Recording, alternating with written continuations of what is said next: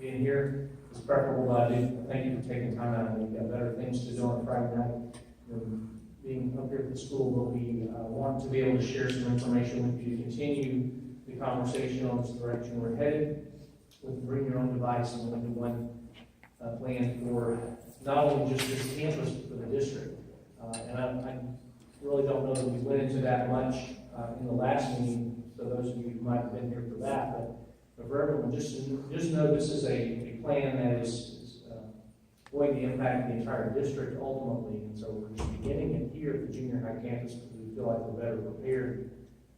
Just overall, kind of philosophically, with the way our teachers are using technology and things like that, just some of the curriculum choices that have been made in terms of how we're delivering curriculum. Those have been made here a little bit quicker than maybe in some other campuses, and so we feel like this is the most appropriate rollout point for it, and then it will continue to roll on its way up through the 12th grade year. So it really will be a 6-12, and then ultimately there's some things that will impact you down into the elementary grades as well as we go. But this is all a function of the decision making of the strategic planning committee over the past couple of years, making some decisions on how they want to see our district move in terms of technology usage in the classroom. And so that's what this is a function of. And so just want you to understand this isn't a one shot and just trying to see how this is going to work. Once we develop this and feel like this is the best plan moving forward, we'll continue that, and we want to continue to have a perpetual model here. And that's why this particular choice that we presented a few weeks ago, we feel has the most merit in being able to do that and get the most traction on it. How many of you, just by a show of hands, were not able to attend the meetings on the 22nd? Okay, great. So I do have some new folks. So I do want to take a moment to just kind of fill in some of the blanks. I know you probably heard some conversation there, but we do want to make sure you're on an equal footing there. So most districts that move into this kind of world, trying to put a device in students' hands, have gone in a couple of different directions. Usually it's the Bring Your Own Device program, which some have been effective, some haven't been effective. They just don't seem to gain traction. And then the other option is to go with the one-to-one plan, where we actually physically purchase a device and put that in the hand of students. The problem with that typically is with districts, it's just very hard to financially perpetuate that down the road. A lot of schools will get into those things with grant monies, with other things that they begin. It's a good running start at it, but then over time, it's just hard to sustain that. And so this particular program, we feel, has a little bit better option to be able to be sustainable, because it's not, the funding is not all coming from just one source. And so that's why it's called this dual funded program. So the idea here is to partner us together with you as parents to be able to kind of subsidize a little bit from your own income, even though I know that there will be some questions there saying, well, we're already subsidizing the school with our tax dollars. But this particular program will allow you to take some ownership of what's going on, because the devices that we're talking about through this program are not going to become the property of the district. They're going to become your property. And so you will keep those once you purchase them. And so basically the way the system works here is we're going to offer 3 options to families so that you can have a device in the student's hands, so when they're here at school, they'll be able to engage in the learning that's going on here in this campus through the digital platform. And so the first option that parents will have is to provide their own device that they already have. So if you bought something at Christmas for your student, if you were thinking about wanting to buy something for them, as long as it meets a few criteria, we'll be able to accommodate that. We want it to have a sizable screen to it, a big enough screen that's going to be functional. We want it to have a keyboard attached to it, not something that's necessarily a detachable Bluetooth type keyboard, because there's some interesting just problems that can be associated with that. Plus, it's just another thing to keep up with and also have to charge. And so we're trying to eliminate that issue. And then it has to operate on the Chrome with a Chrome browser. That's really all it has to have. It doesn't have to have a bunch of additional software or things like that. It doesn't have to have memory capacity or anything like that, or anything substantial, because of the way that we're going to be using the devices here. So that's option 1.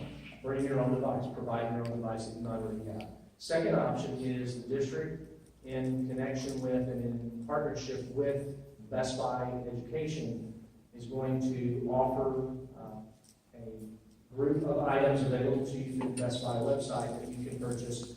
With the assistance of the district, we would give you a voucher, redemption code, essentially that we're going to pay Best Buy that amount, and then you're going to use that redemption code to be able to purchase one of those selected devices.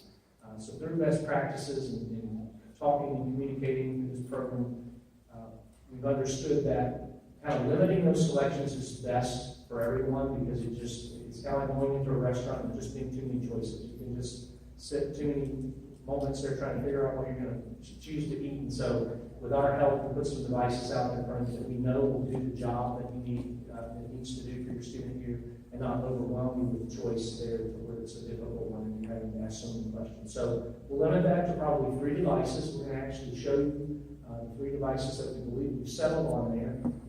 We do want your feedback and input on that. It's not something that we've said, this is it, and we're done. We do want to hear feedback from you, but I think once you hear an explanation on that and see some of these devices, you're going to feel like it's a pretty good fit for what we're trying to do here. Okay, so then you'll simply go to the Best Buy website and use that redemption code to purchase that at a very discounted price. So let's say the item that you have there costs $300. That's the price of the item, and you're going to have $200 voucher code that that coupon code is, and now you only owe $100 toward the cost of that item. So that's kind of the way it works. It's just a discount code or a redemption code, like you're familiar with. And one of our friends from Best Buy will maybe explain that a little bit more here to you in just a moment. I'll introduce them momentarily. And then the third option you have is, if none of those fit, I don't have a device at home, I don't want to use the voucher system to purchase one.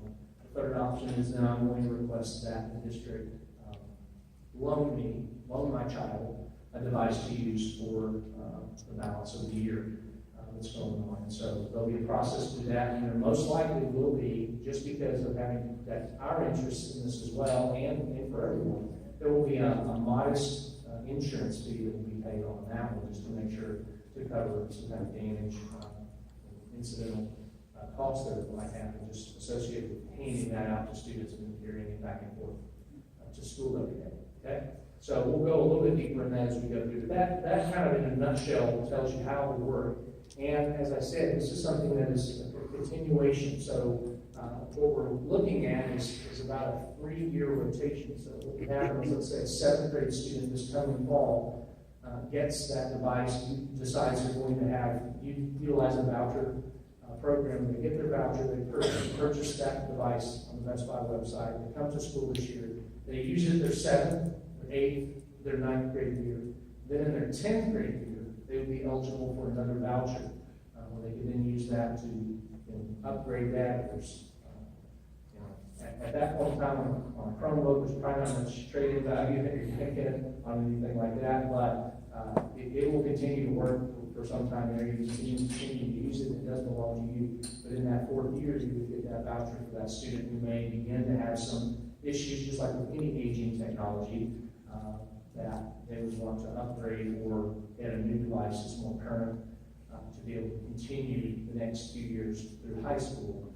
And so that's the option that we're going to propose, is that we do that on a rotating schedule, so that it's not just a one-time and you've got to hold on to that device, from 7th grade all the way through graduation. So I understand that there's some of our students that maybe take a little bit different path, and it takes them a little longer to get to graduation than others, and that may mess up the flow of that individual student. But the intention is to give them some options to be able to upgrade that along the way.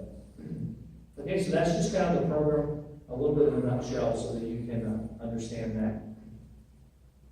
And let me see what else is on the answer.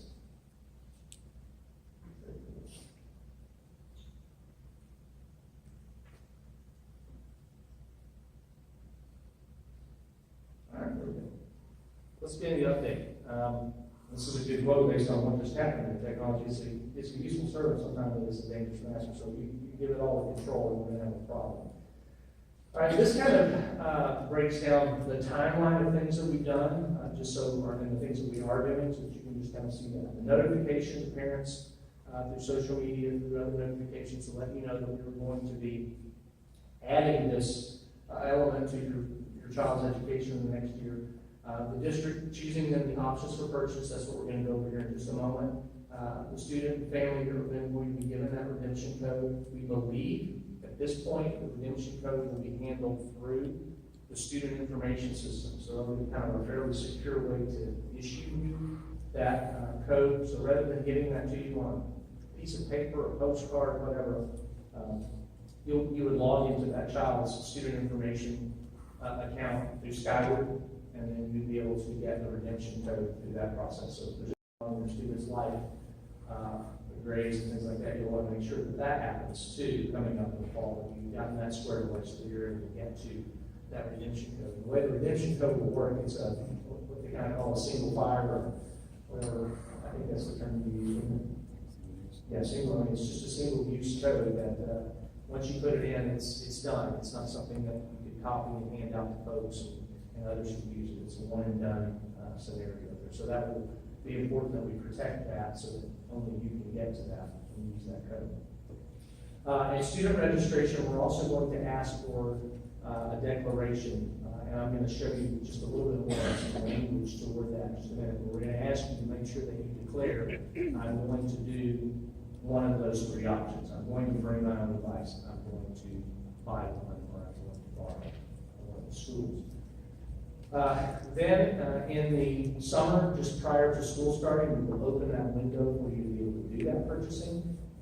I don't know exactly what that window is, but the best practice, once again, is for that to be a small window, because the longer that's open, it can just lend itself to different problems. Procrastination, one of them, but there's some other issues. You know, for example, if we open it too soon, let's say a student goes in and uses the voucher to purchase that, and then the student doesn't come to school year.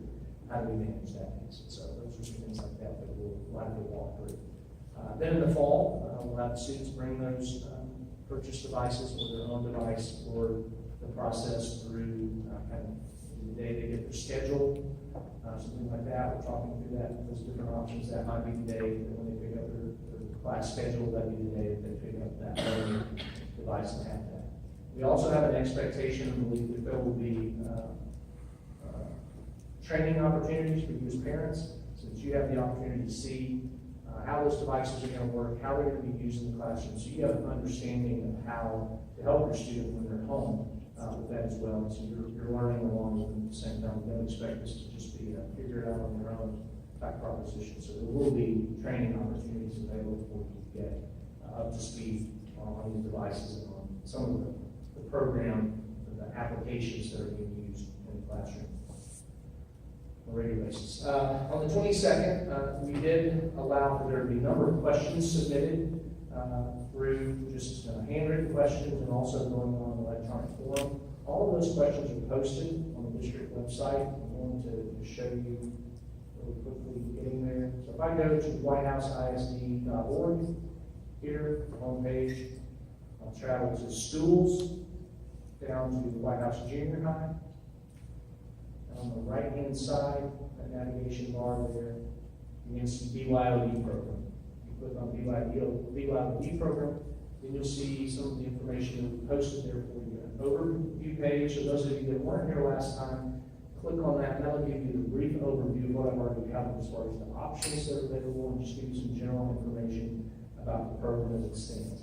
Then next, you see that link to that PDF file, and that is the link to those questions that were asked in that previous meeting. So there's about 65, 66 questions there.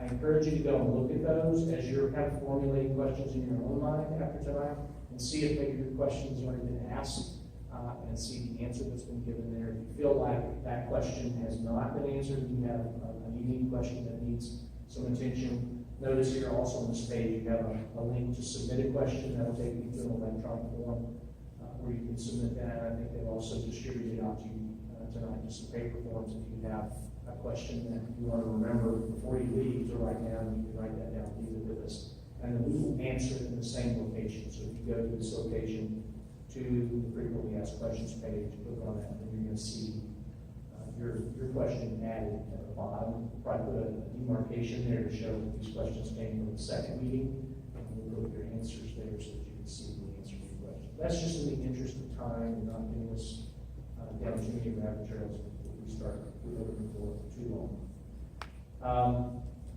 The presentation that was given on the 22nd that has some information which we've already presented, but just as a reminder to you, that presentation is there. And then once we finish this one tonight, I will post it as well. So both of those will be available. So some of the links and things we've talked about, you can just look at for reminders and be able to go and access some of the content we talked about tonight. All right. So let's look at some device options just so you can see where we're leaning. We have those devices here available tonight for you to look at. Put your hands on and see what you think. We tried to approach this from the perspective of making this as affordable for our families as possible, and also keeping the confusion down to devices as much as possible. We understand that those who might be bringing their own device will have to manage some different things there for those. But as long as that device coming in is a standard type laptop or a Chromebook that has a suitable size screen, that has a keyboard, and can run the current Chrome browser, then we're going to be in good shape. Like I said before at the beginning, it doesn't have to be some DC machine that has a lot of storage capacity, a lot of ability to do a ton of computational stuff, because most everything that we need for them to do is going to be done in a cloud environment based on hitting a web application. And so that's why these devices that we're going to offer to you are all three Chromebooks. They're just different Chromebook models from the same company. This particular make of Chromebook is the one that we already use in the district. It's one that we have a good track record with, and we think we have a good handle just on how it functions. We have a good relationship with the company who manufactures them, and so we feel like we've got that will help us. And so basically what we're going to show you are three models, just kind of increasing in their capabilities and what you might want to see for your student. I think one of our best buy reps is going to encourage you to do exactly what you need to for your student, and don't try to, it's not about buying bells and whistles, it's about getting something that's functional. So we wanted to give you some options here which will give you just what you need, but then also if you feel like you need an upgrade for something you can. So the first option is the Lenovo 100E. It's the standard Chromebook that we're using right now here on this campus, junior high campus. The majority of the ones that we have in carts that students are pulling out and using daily in classroom are these 100E. So they're very comfortable with them. They're used to them, how they handle, how they function. The nice thing is here too is this would also be the model of device that would be issued to those students who choose to get a loaner device. So therefore, if you chose to get the 100 for your student, and those students that might choose to do the loaner program because that's what fits best for them, there's not going to be a market difference. It's not going to be a visible difference in what they have. They're going to have the same device there, so maybe we mitigate some of that issue of who has what there. Notice that the cost of that should come in under $200. Okay, that is the before voucher price. Okay, that's the price of the unit. All right, and you would apply your voucher to that, so we would reduce the cost. So understand, if it comes in under $200, we can give you $200. What that means. Now, one piece that's not been settled, and this is, I'm probably the one that's keeping this from being settled more than anyone, is the issue of, are we going to essentially require you to purchase a protection plan for these devices? That opens up, I think, some different conversations, and I know some people would say, how can you force me to do that? Well, I can't necessarily force you to do it. If we as a district are engaging in trying to help you provide this, there is some exposure for us there, and so if we have devices coming on campus that aren't protected for these like a 3-year period, then we're going to be dealing with probably some of the concerns that people have if the device maybe doesn't last the way that people want to. And understand that students can be rough on them, so that's something that you're going to have a conversation with your student about, is taking care of this device, and we hope that that is a conversation, a good conversation starter in your home about how your children can gain some responsibility to do those kind of things and take care of it, because it is their device that they're taking care of.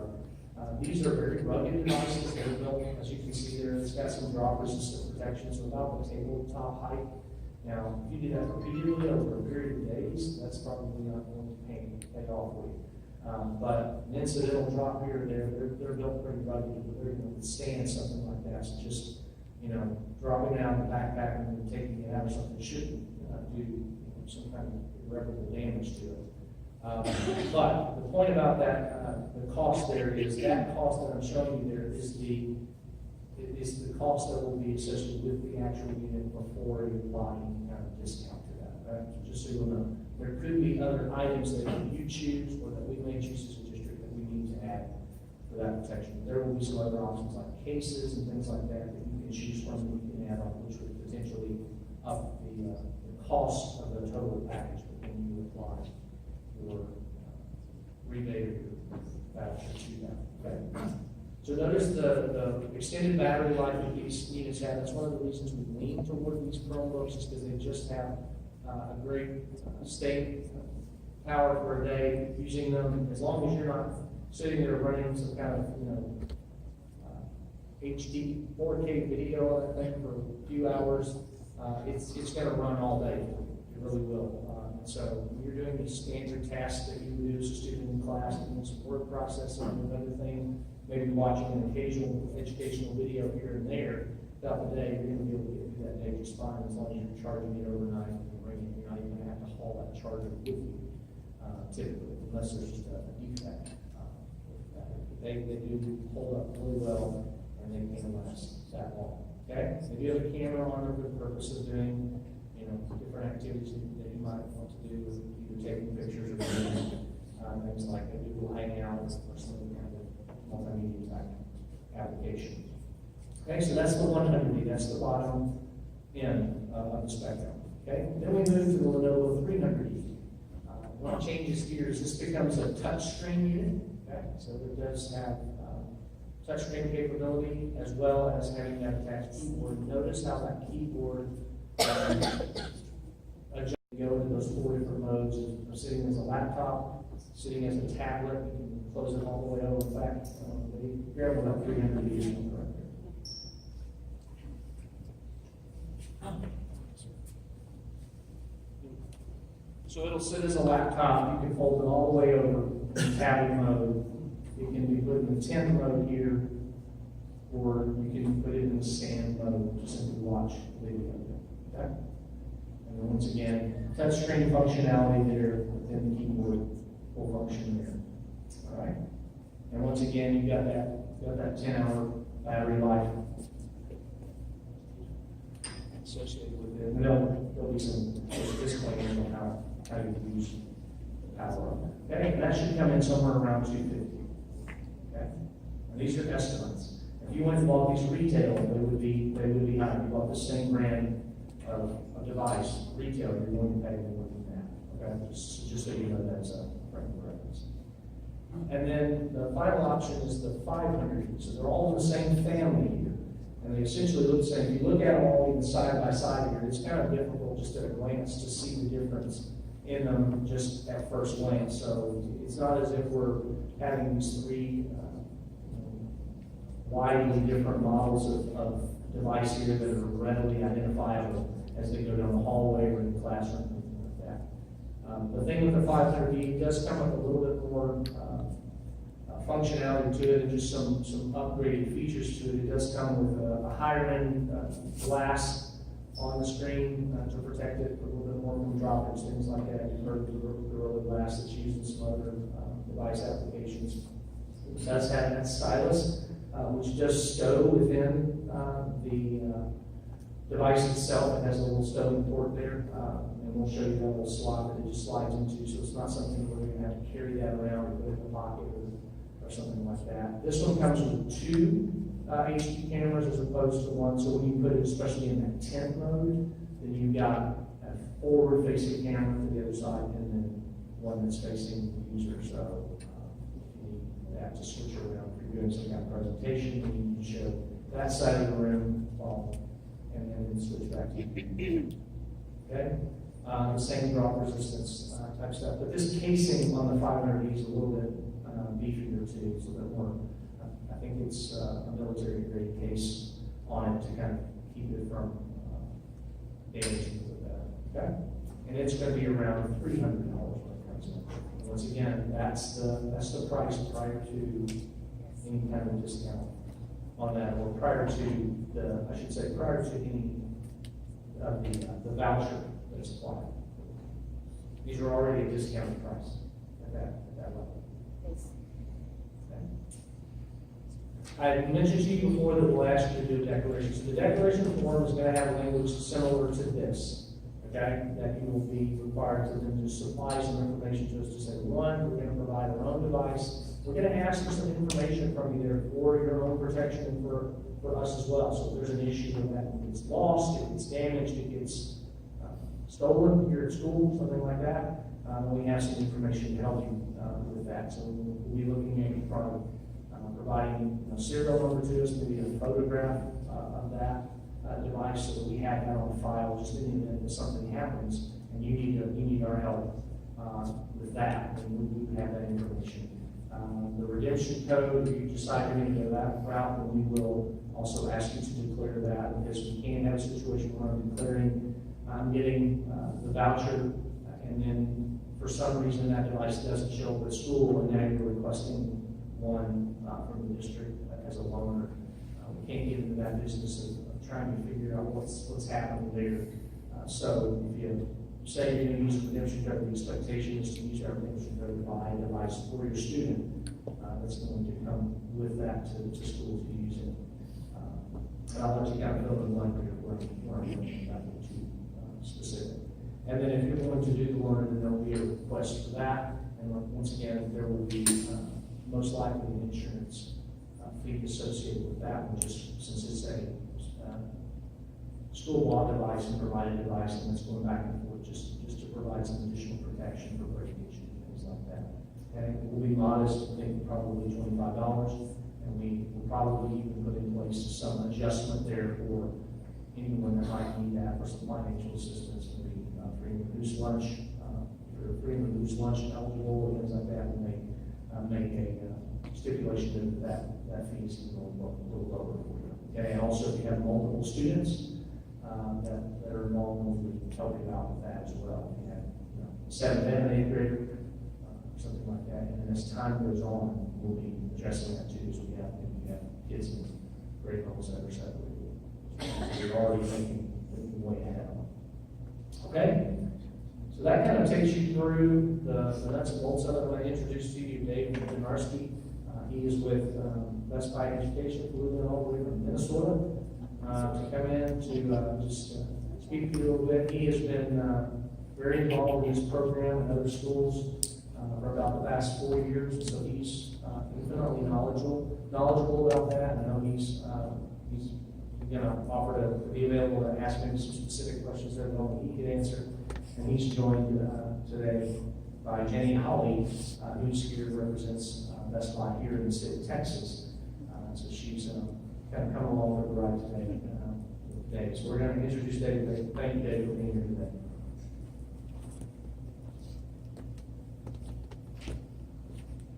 Hi, everybody. Thank you, Tony. Appreciate it. So we're very excited that Whitehouse has decided to move ahead with this program. And we're grateful for you all taking time to learn about it in a little more detail tonight. One of the key things that I wanted to share with everybody is it's pretty easy for somebody who works for the store that's selling this stuff to come up here and ask you to buy whatever you possibly can and spend as much money as possible. But I'm going to tell you to do the opposite. I alluded to this earlier.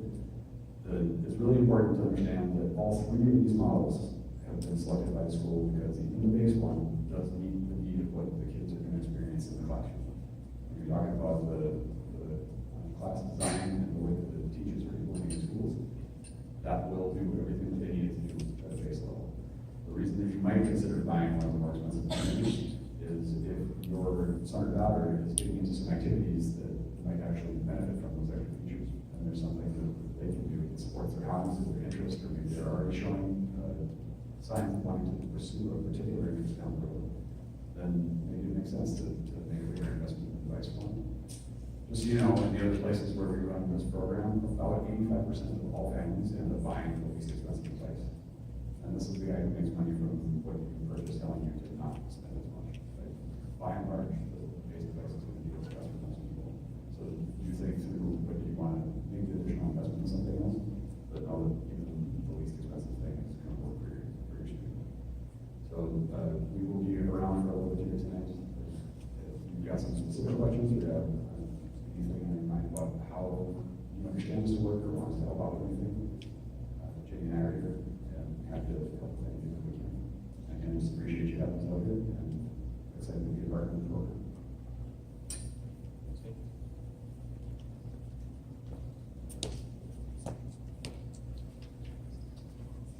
This time, and I said this morning something different, but I did not ask him to shake his head before he came. But I do appreciate that he's joined the brotherhood.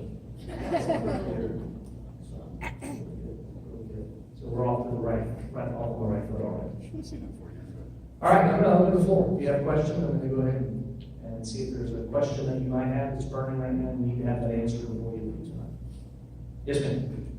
Because they're different classes, is there still like a memory on the that, and there's got to be some type of program.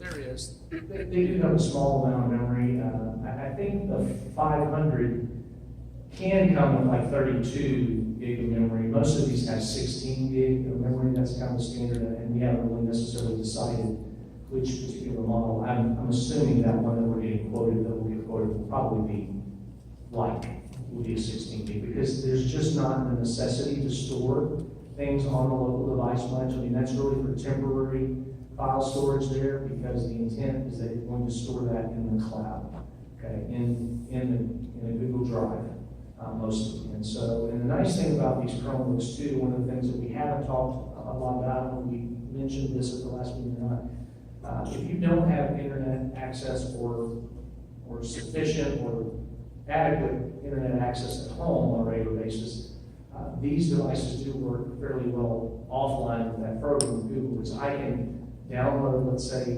an assignment here at school before I leave. I can work on that, or I can create a document at home offline with that device. And then when I get to school and reconnect to the internet, it's going to sync back to my Google Drive, and that information that I've been working on locally will then sync back, and now I have that in the cloud protected, where I can get to it from any device anywhere that can access that website. That's it. I mean, whether it's your phone or whatever. That's the beauty of the cloud. I was a somewhat slow adopter to Google and the Google apps when they first came out. I was just kind of like, that sounds just cute.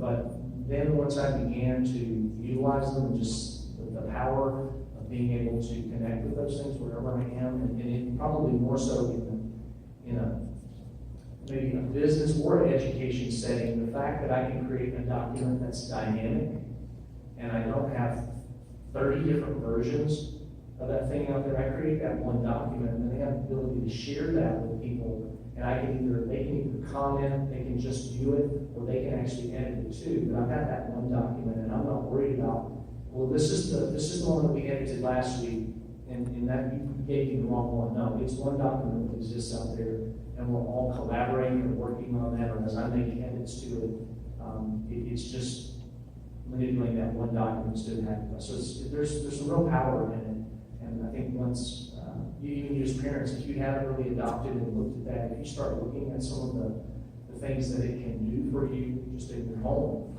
it's really pretty powerful. It really is. Good question. Hope that answers. Yes. There's already problems at the high school with the Wi-Fi and all the students being able to connect, and are y'all going to be prepared for that here? Because if not, the laptops are kind of useless. I signed a purchase order today for about $20,000 in Wi-Fi upgrade at the high school that will be going in the summer. Okay? And so that is being addressed as we speak. It has been for some time. Actually, we knew it was an issue, and we've been working on what we felt was the best solution.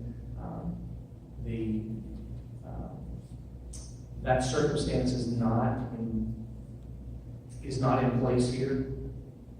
We have newer equipment here, obviously, because we just built the school, so this equipment here was not the age of that equipment, so that was part of it, was the age and capacity of that equipment at the high school, and so it was due for an upgrade anyway.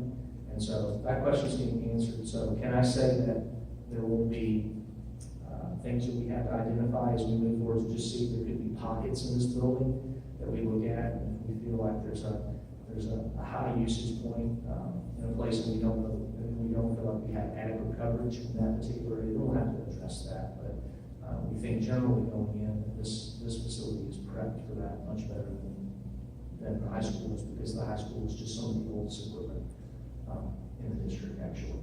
Okay. Good question. Yes, ma'am. The voucher system, will everyone be eligible for it, or will it be based on income, or? Everyone will be eligible for it. It'll be strictly here for this first year. It'll be for students that are entering 7th and 8th grade for the 1920 school year. So that's what it'll be for. Any has absolutely nothing to do with income. Any student here will be eligible for that.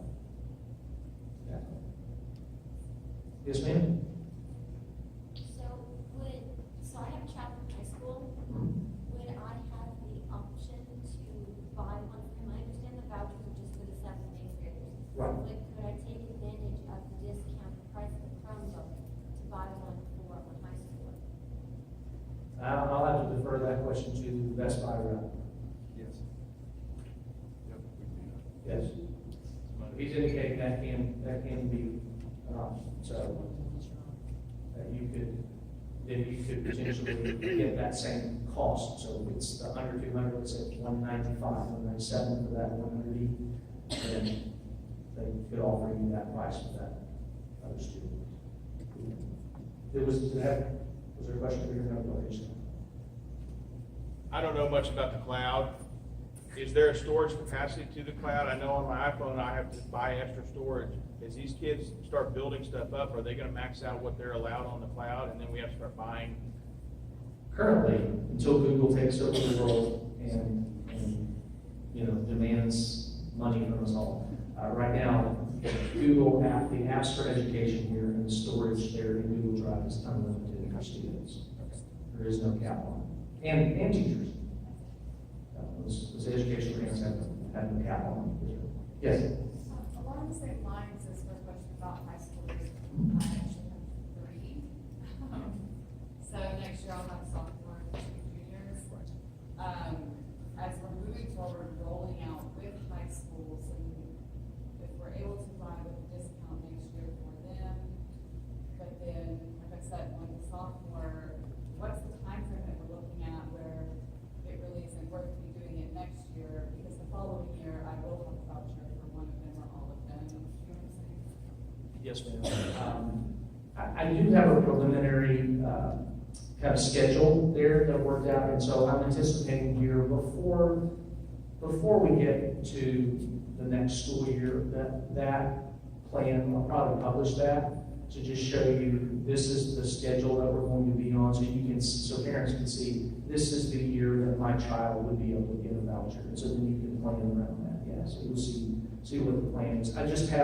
I haven't run that by enough eyes to beat it up and say, what about this, what about that? I want to make sure we're solid on that before I publish that. But that's already been thought. But I've got a 10-year plan for you there.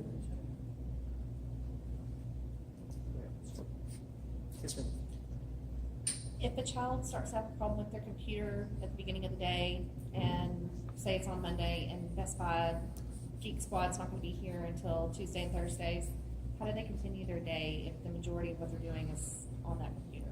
Right. Then through that we will have the ability for them to give us notification. They can notify through their teacher or something that they're having a problem. We're going to have a system in place. I can't tell you step by step this is it for how we would try to work through and help that. Hopefully we'll have a lot of our teachers will be helpful as well, and can hopefully solve some of those minor problems. We think it's an issue that's going to take that out of service for a period of time. we do anticipate having other machines available where, so yes, we're gonna loan this to a student for a year and then we'll sign it out, but we also would have a limited number of machines available at a student, just like we have now with the cards that a student could check out if they're having an issue that day before each squad or one of our technicians to get to try to help them. So we'll have that in place, and we have enough devices currently in cards that we believe we probably can handle that, especially for this first year. And then just evaluate what we need to retire and add to over the next few years to make sure we don't get a problem. Yes, we will have those available to help kids that are having a problem. You know, that brings up another question. The only thing we have to deal with is getting into a cycle of, we have Billy who just can't seem to remember to charge his Chromebook at night. And he comes every day, you know, to take one apart because I just don't have, my battery's not charged. Well, we can do that, but when we start doing that times 15 and 20 and 50, and then it becomes that, then there, at some point becomes a saturation point, and now it's no longer BYOD, it's exactly what we were doing before. And so we will have to walk through that a little bit and understand how we're gonna kind of put a cap on that at some point and say, we're gonna have these many available, but when those are all out for whatever reason, you know, then we're gonna figure out another way for that. We won't be able to plan for every eventuality, but we should be able to help in those situations where something just happens and it's just not working and we can't figure that out quick enough. We'll have something that student can work on and finish their day. Okay. Well, it's been.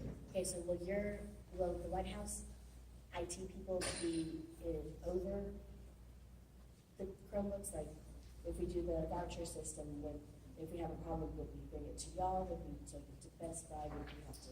Right. The intention is, and that's once again that point that I'm still having a battle in my own mind with, is we really want you to have that protection plan that will give you the ability to then utilize the function of the needs for Best Buy to be able to do that. The intention is to, and I really didn't talk about this with you new folks, part of this program will be that we will also subsidize having a Geek Squad member here for a few hours a week.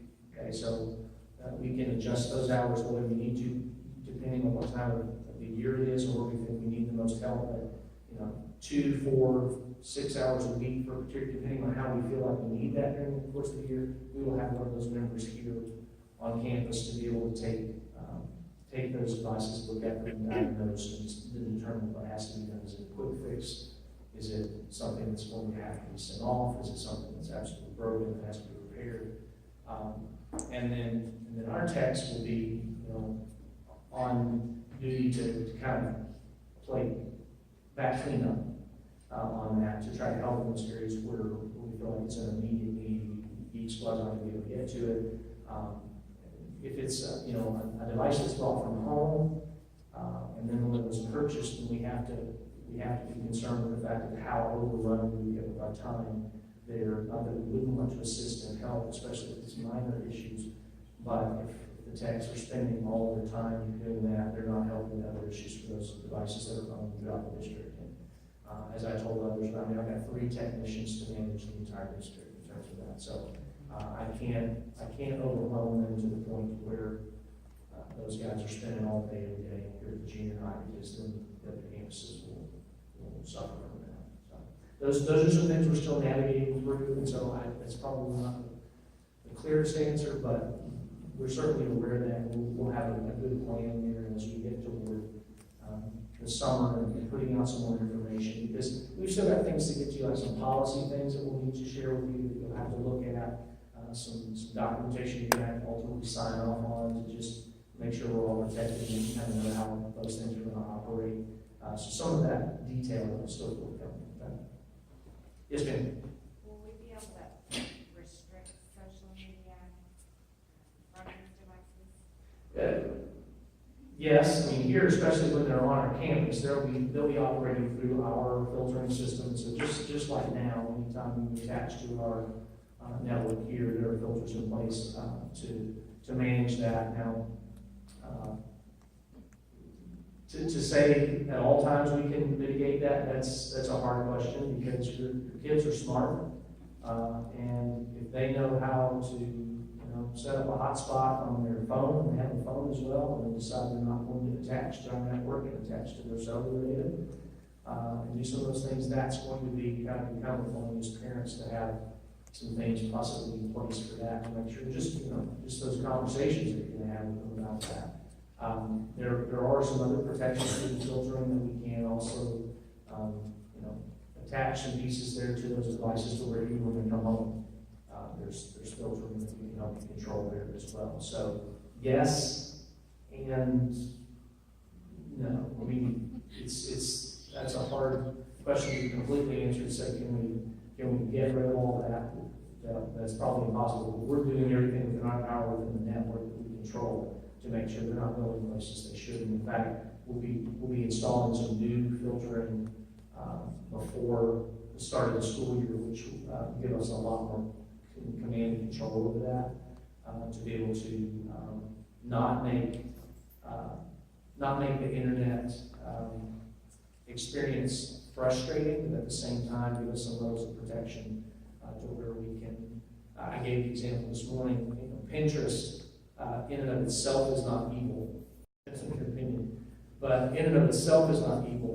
And there's some good educational connections to Pinterest. There's also value for our teachers, obviously. But there are elements of Pinterest that people, of course, have taken and used for the wrong purpose. And so this filtering system, we believe, is what we've been told, it's not, we haven't been fully tested, but is going to give us the ability to let you into Pinterest, to use it for those good things that you need to, but those areas that might get you into some trouble, then we can guard them from that. And so that way the experience is not quite as frustrating. Just say, well, I can't get to anything. That's not what we want to do. We don't want to lock it down where the experience is frustrating for our teachers and our students, but yet we want to make sure we're keeping the bad stuff at bay. Like we're supposed to, like we have to anyway all. But none of the educational stuff is on Facebook or Instagram or Snapchat, so they don't need, that won't be anything we require. I mean, we use Facebook, and some folks, we use Facebook for some communication and things like that for parents and everything at home, but it's not, I don't know that we have tons and tons of either teachers or organizations in the district that use that regularly for their communication there. And within the school day, there's really not a lot of necessity for that. So we don't allow, through our system here, they wouldn't be able to get to those places if they're riding our network. Okay? Yes? So with the expense of whatever we are out of pocket for the purchase of the printer, plus a protection plan, some kind of case for it, there are expenses associated with it to keep it safe, a backpack that can Sure. whatever. Can we anticipate a decrease in school supply expenses?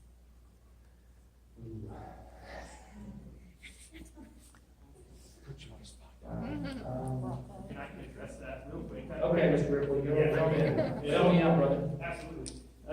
One thing that we've already looked at, the department chairs on campus and the teachers in general, and just a simple thing, is paper. One of the things that we require students to bring is big stacks of paper, because we use a lot of paper. Well, just in the department chair meeting 2 weeks ago, we talked about we're using Google Classroom a lot, and next year we're just not going to need students to bring big stacks of paper anymore, because they just won't need it. They'll be doing a lot of their documents through Google Classroom, using Google Drive, Google Docs, and Google Sheets. So at this point, that's one item, and we're looking at several others. There's a few things, like in science, they're going to be doing some interactive notebooking and journaling through Google Classroom, but there is sometimes a need for the students to have paper in front of them. So, you might still have to, for a science class, you might still have to buy a composition book, and that's just the nature of doing some of the labs. But a lot of the labs, they're already starting to move towards and trying to move towards the students using Google Docs for those. And with every student having a device next year, they'll do that even more, because then every kid can have that up, and they can all be working on the same the same lab at the same time while they're working on the whatever it is they're doing in that classroom. So yeah, that's a great question, and we're already looking at ways to cut down on some of the, there's some things like tissue paper, because kids always have runny noses. Those are things that we're still going to ask for help with because that's just never going to go away. But some of that other supplies were pens. We always have the kids buy a bunch of pens. We're probably not going to need to do that anymore. So the department chairs have already been looking at that. They've been working with the departments trying to see what we can cut out of the supply list to try and narrow that down for parents. Absolutely. At least at the junior high, and that's where we're starting with. So I think that's a great answer. yeah. And I would predict you might even use less on tissue, because now you're not gonna be sharing the keyboard. That's what the kid gets stuck with, you can get your own, and so you get to keep your own germs with you instead of sharing them with the kid. You've got that that Chromebook 6 periods later in the day, and you're still full of germs. I think that's actually potential positive. And I know the question about things like textbooks and stuff, all that, yeah, there's the ability right now for us to, pretty much use the device exclusively for things like accessing their online textbook. It can be done. But you as well as I know, there's always going to be that element of just touching, feeling, hanging on to it. I think that's going to be around with us for a long time. And there's some of those things that you just can't do with this tool. I just can't solve a math problem. Yeah, I can use a calculator, yes, but solving a math problem really requires that tactile thing. And yeah, I can write on this tablet, but sometimes there's just something about that pencil and that paper that just has to happen. And always know that we're not introducing this in any shape, form, or fashion to replace good teaching and good learning. We want this simply to be, it's another tool in the tool chest for the teachers to use. And we know that this piece can be that element that engages some kids that otherwise wouldn't be engaged in learning. Sometimes they just decide when it's all just pencil paper tasks, they resist that. But if we can have a nice mix of that and use this tool for what it's really intended for, is student engagement, drawing them in and making them learn when they don't even realize they're learning, that's what we want that to be for. So we just want to remove as many of those barriers as we can to kids who maybe can't afford it, or folks that may not see the benefit of it. We're not trying to, poison kids' minds and have them sit and stare at the screen all day long. That's not the idea. There's got to be a balance, and we've got to work as a district to make sure that we don't make this be the be-all and end-all of what we're trying to do. It's simply that tool that we believe is going to help us to engage those kids to a point to where they're going to get some things they might not otherwise in this day and age in which they live. We just don't want them to have to take such a step backwards when they walk into the classroom and do things in a fashion that they're not comfortable with. If they can use the tools they're comfortable with, then they will have a tendency to latch on to that, remember it, and use it.